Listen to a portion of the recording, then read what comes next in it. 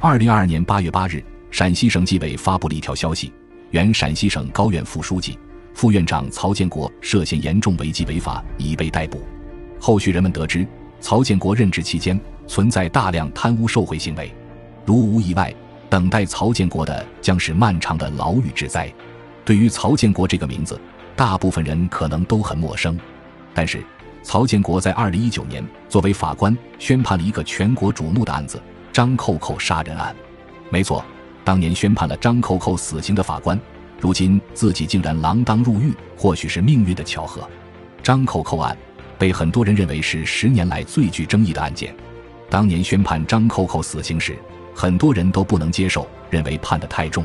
杀人偿命是社会的道德准则，但问题在于张扣扣杀人某种程度上可算作事出有因。1983年，张扣扣生于陕西省汉中市王坪村一个普通家庭。如果没有1996年发生的事，那么张扣扣或许会度过平凡而安稳的一生。但是1996年成为了张扣扣命运的转折点。1996年8月27日，张扣扣的母亲汪秀萍和村里王正军一家人起了冲突。根据当年的判决书，事情的来龙去脉大概是这样的：当时汪秀萍路过王正军家门口，不知为何双方忽然激烈争吵。有人说汪秀萍往王正军哥哥王福军脸上吐了唾沫。汪秀萍的丈夫张福如则认为，这是因为之前张家给村里送西瓜的时候没有给王家人送，由此产生了小矛盾。最后在27日，过去的种种矛盾集中爆发了。总之，这一次口角之争很快就演变成双方斗殴。王正军本来在外，听说汪秀萍在自家门口吵架，勃然大怒，气势汹汹地赶回了家。不甘示弱的汪秀萍抄起一根扁担，照着王正军的头脸就是一阵乱打。王正军在村里同样是出了名的暴脾气，很快打红了眼，他也拿起一根木棒，大力朝着汪秀萍的头上敲击过去。结果却酿成了无可挽回的后果，混战中被木棒打中的汪秀萍忽然倒地。这下不管是打架的还是看热闹的都愣住了。几秒钟之后，人们意识到出人命了。当年的法医鉴定书上写着，死者汪秀萍系钝性外力所致颅脑损伤而死亡。很显然，对于汪秀萍的死，打人的王正军要负主要责任。根据村里人的回忆，当时一发现汪秀萍出事，村干部先找到了王家，控制住了王正军和他的父亲王自新。当时王自新还一度表示人是自己打的，试图帮儿子顶罪，但证据确凿，还有无数目击者，王自新当然不可能把这件事情瞒过去。不久后，王自新给了张福如8000多块钱，说是给汪秀萍的丧葬费，但是更多的王家不愿意给了。那年张扣扣13岁，年少的他很难接受，母亲出去的时候还好好的，回来的时候成了一具尸体。张扣扣和母亲感情很深，母亲的去世给张扣扣造成了难以磨灭的心理阴影，他恨不得让王正军这个杀人凶手立刻偿命。然而事情远没有张扣扣想的那么简单。很快，张、王两家对簿公堂，张福如提出王家应当赔偿自家24万元损失费，但是这个要求被王家一口回绝，理由是王家家境贫困，拿不出这笔钱。还有几个事实影响了判决。首先，犯罪的王正军当年只有17岁，是个未成年人，而且在案发被捕之后，王正军的认错态度较好。其次，汪秀萍对于斗殴事件的产生负有一定的责任。这样一来，法院一审的判决结果是判处王正军7年有期徒刑。另外，关于赔偿款也远没有张家要求的24万，只有9639.3元，扣除之前王家给的8000多块丧葬费，还有1500元，法院要求王家10日内赔付完成。这个判决结果对张家人而言无异于2次伤害。母亲死了，可是他的命只值9000多块钱吗？从那时候起，张扣扣的心里埋下了一颗复仇的种子。2001年，张扣扣曾经在新疆某武警部队服役，张扣扣的教官深刻地记着这么一个场景。那是一次训练的时候，他问台下的小伙子们为什么要参军入伍，大家的答案五花八门，但只有张扣扣的回答让教官心中一惊，因为他说的是强身健体，为母亲报仇。经验丰富的教官们很快就意识到这个小伙子的心理太过偏执，为此他们找张扣扣谈了好几次心。大多数时候，张扣扣的情绪表现得很稳定，所以渐渐的，领导们也就认为这个小伙子或许只是放不下对母亲去世的执念，随口一说。毕竟杀人这种事情，口头一说容易，没有几个人会去真的动手。可他们万万想不到，张扣扣所说的复仇是认真的。2003年，张扣扣回到了家乡，他的日子过得并不顺利。他文化程度一般，而且性格内向，因此没找到什么太好的工作。而母亲被害，又成为了横在全家人心口的一道伤疤。张扣扣和姐姐某种程度上都是因为这件事情改写了一生。两个孩子虽然不是看着母亲被杀的，但是法医验尸的时候，他们就在现场看见了母亲血肉模糊的遗体，看见法医为了鉴定伤情，用锯子一点点把母亲的头骨锯开。巨大的阴影使得张扣扣和姐姐都无法去面对那段过往。张扣扣回家没多久便外出打工了，一方面为了养家糊口，另一方面他不想长久地待在这个伤心的。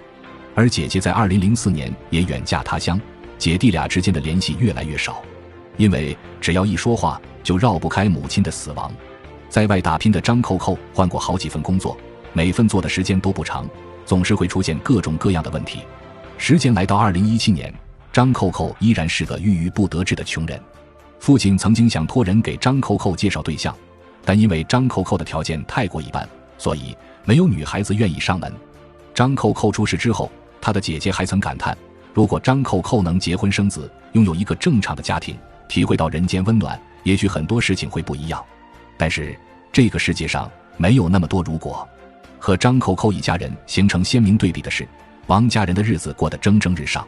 王家的孩子们一个个长大，都找到了不错的工作，就连当年因杀人入狱的王正军也早就已经出狱，过上了正常的生活。2017年，在外打工多年的张扣扣回了一趟村子，发现王家已经盖起了小洋楼，家里的孩子人人都开着价值不菲的车，俨然一副村中首富的做派。这样的场景更是深深刺激了张扣扣脆弱的神经。倒也可以理解，没有人希望杀害自己母亲的凶手在多年之后还能过得这么好。他内心那股报复的欲望再一次战胜了理智。2017年回村之后，张扣扣没有再离开。对于张扣扣的突然留下，村里人并没有察觉什么异常。毕竟张扣扣并没有把报复2个字挂在嘴边。村里人平时谈起张扣扣，对他的首要印象都是内向，不与人交流。张扣扣从回村到杀人，中间这么长的一段时间里，没见他交什么朋友。村里的红白喜事也从来不见张扣扣的身影。有几个年龄和张扣扣相仿的小伙子想约他一块去喝酒打牌，也都被张扣扣拒绝了。别说在村里，就是在外头，张扣扣同样是跟谁都没有交情。退役之后几次战友聚会，张扣扣都没有露面。平时和张扣扣接触比较多的人就只有他的老父亲。然而案发之后，张扣扣的父亲很无奈地对记者说，他和儿子平时在家也根本不怎么交流，儿子太过沉默。而且张扣扣也不太喜欢干农活，他到底在大城市里工作了许多年，不太能接受面朝黄土背朝天的生活，所以通常是父亲早出晚归，在田里劳作，而张扣扣则在家中洗衣做饭。如此一来，他和外界接触的机会就更是寥寥无几。其实这是张扣扣对人生绝望的表现。此刻的他之所以还咬牙待在村里，只有一个原因，那就是仇还没有报。2018年2月15日，那是除夕。张扣扣的母亲已经去世了22年，张扣扣将这一天选为报仇的日子。他早就注意到王家人已经沿着小路前去给祖先扫墓了，于是张扣扣很快也戴上帽子口罩，将自己捂得严严实实，尾随他们出了门。他一直紧盯着仇人，行动很快。等到王家父子扫完墓准备返回的时候，张扣扣忽然冲出来，他拿出早已准备好的尖刀，对着王正军的脖子干脆利落的一抹。王正军当场倒地，张扣扣怕他不死，于是又对着他的胸口连刺几刀，看到对方终于不再挣扎，他才放心。而另一边，王正军的兄弟王孝军看到这个场景吓呆了，慌不择路的逃窜，但他很快被张扣扣追上，张扣扣一刀捅进了他的肚子，结果了他的性命。他没有就此停手，而是带着满身血迹，疯了一般的冲到了王家。王自新坐在门口，还不知发生了什么。张扣扣趁着他没反应过来，便把刀刺向他。几刀之后，王自信也没了呼吸。随后张扣扣又拿出早已准备好的汽油，浇在王家的车上，点起大火。王家的3条人命终于偿还了张扣扣这22年来的愤恨，他成功地为母亲报了仇，可是他自己的前途也就此彻底毁掉。2月17日，张扣扣来到了当地派出所自首，由于犯罪事实确凿，所以他当即被关押。但是在审判张扣扣的时候，社会上出现了很多不同的声音，这不是一桩简单的杀人案，而可以看作是一桩血亲复仇案。杀人自然犯法，但为母报仇是否能说一句情有可原呢？对于自己杀人的事实，张扣扣没有丝毫隐瞒，但说起自己为何走到杀人这一步，他依旧难掩内心的悲痛。如果我妈妈当年没有被王氏一家活活打死，我的又何至于走到今天这一步呢？律师对于张扣扣非常同情，所以尽力地在法庭上为他辩护。但是当时作为法官的曹建国显然想法不同。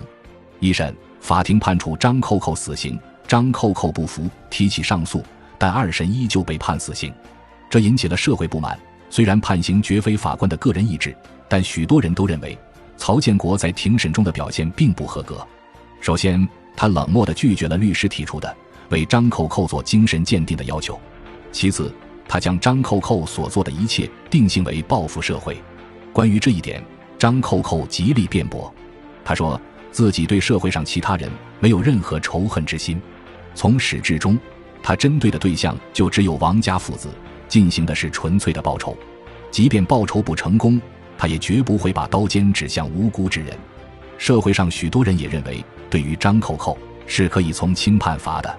过去也有许许多多类似的案例可以参考，但是曹建国没有考虑张扣扣的辩驳，也没有考虑社会上的意见。许多人指出，曹建国的坚持目的是尽早结案，以免影响自己的乌纱帽。从法理上来说，张扣扣杀了3个人，判他死刑，没有什么说不过去的地方。但是曹建国在庭审之中展现出的粗暴专制，严重地影响到了法庭的权威。所以当人们得知曹建国今日竟因为贪污受贿而锒铛入狱时，难免觉得这是天理循环，报应不爽。在曹建国的案件资料中，人们发现他在2014年曾在庭审过程中包庇自己的小舅子，这也就导致当年他宣判死刑时口口声声说的公平正义成了一桩笑话。这个虚伪的法官终究为自己的所作所为付出了代价。